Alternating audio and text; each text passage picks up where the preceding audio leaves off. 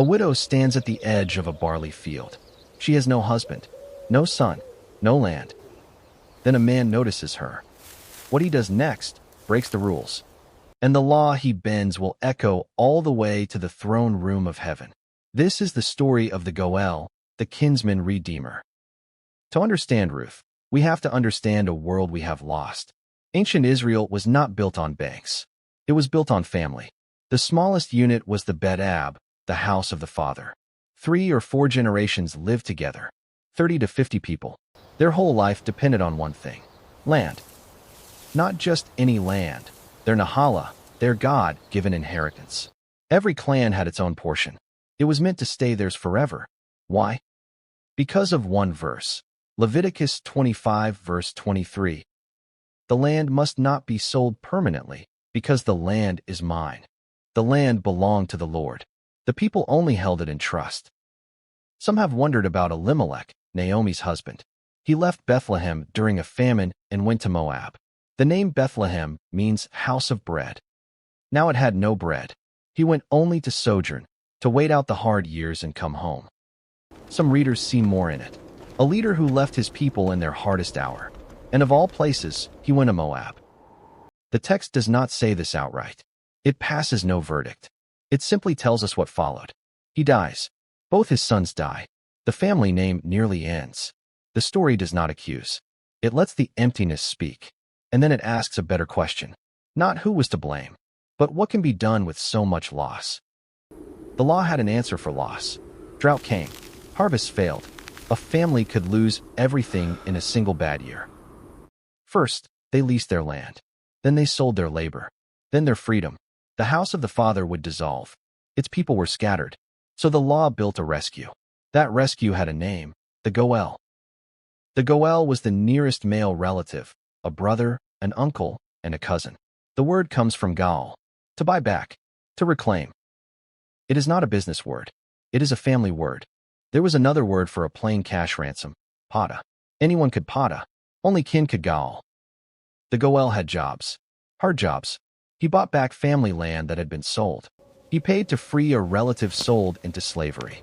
He claimed justice for a relative who was wronged. He was even the avenger of blood when a kinsman was killed. And under one law, he did something more.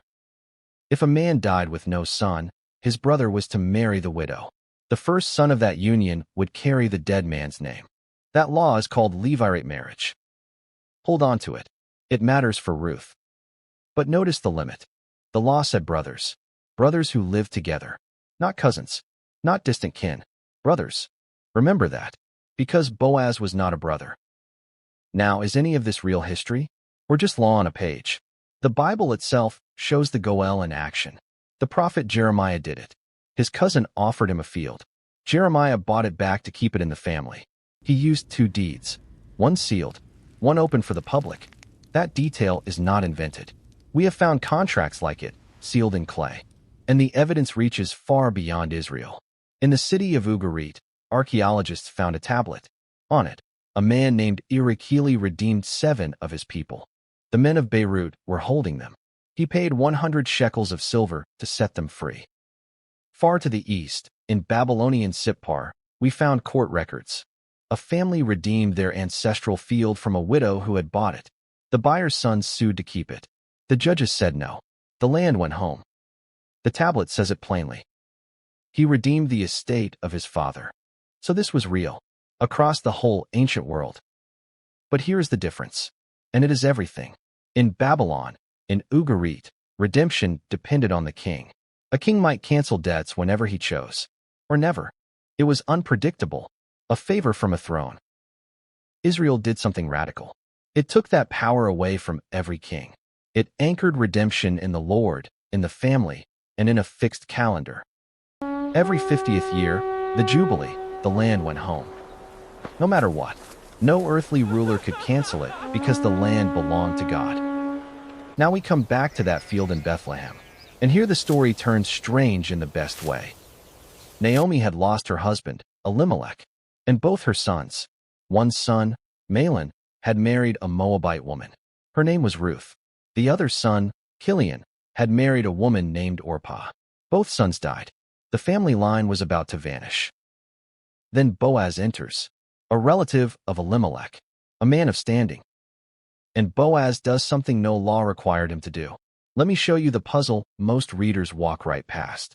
By the strict letter of the law, no one had to help Ruth. Levite marriage was for brothers. Boaz was not a brother. He was a distant kinsman. He had no legal duty to marry her. There was even a closer relative. The text never names him. Tradition calls him Ploni Almoni, roughly, so and so. Boaz offered him the deal first. Redeem Elimelech's land. The man said yes at once. Free land. Good business.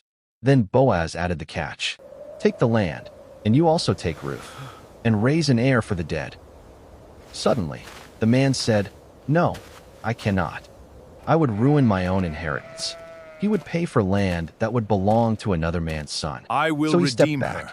I will Boaz take the stepped in. responsibility. This refusal was not new. It had happened before, long before the law. Go back to Genesis. To Judah, the son of Jacob.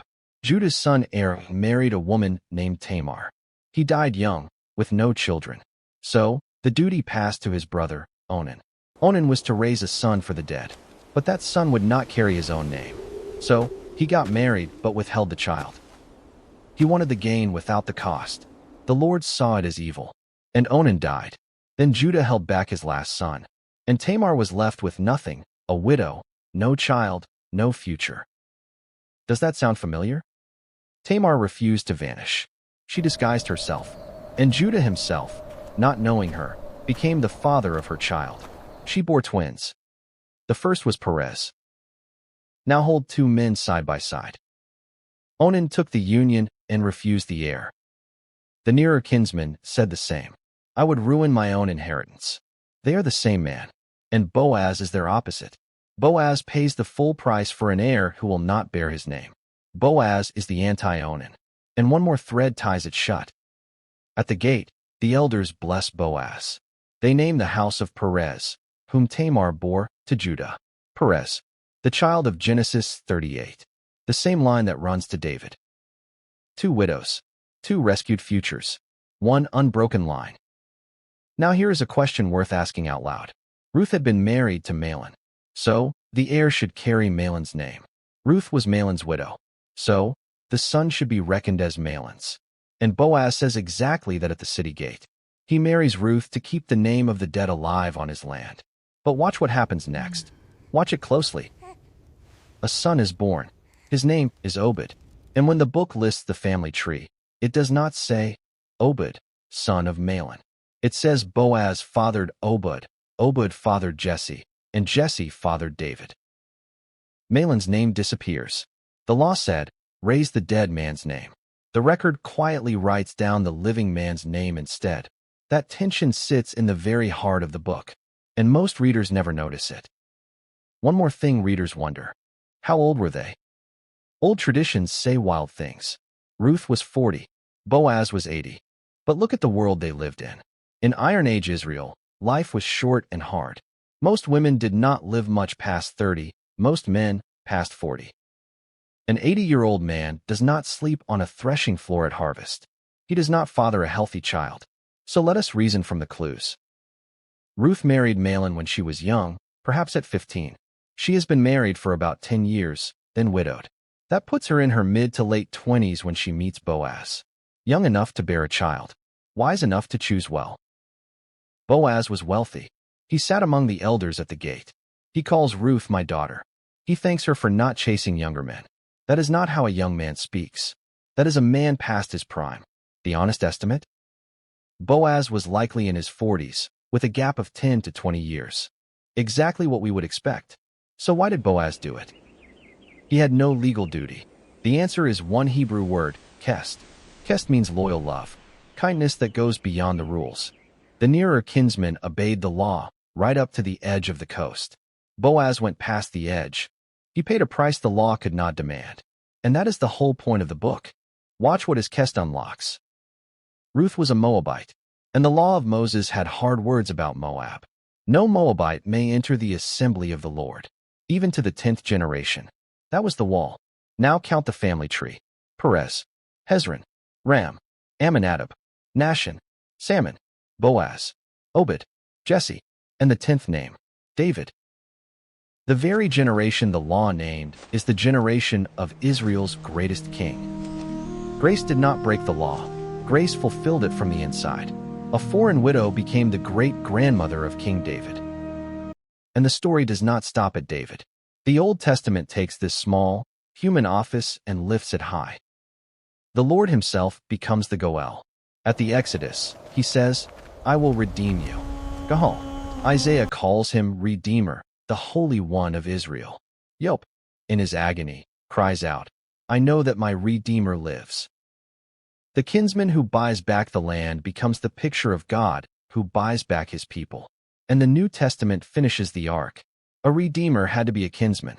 So, the Son of God became one of us. A Redeemer had to be able to pay. He had everything to give. A Redeemer had to be willing. He laid down his life freely. And like Boaz, he gained a bride. Not from one nation, but from every nation. In the last book of the Bible, John weeps. A sealed scroll lies in heaven, the title deed of the whole earth. No one is found worthy to open it until one steps forward. The Lion of the tribe of Judah, the root of David.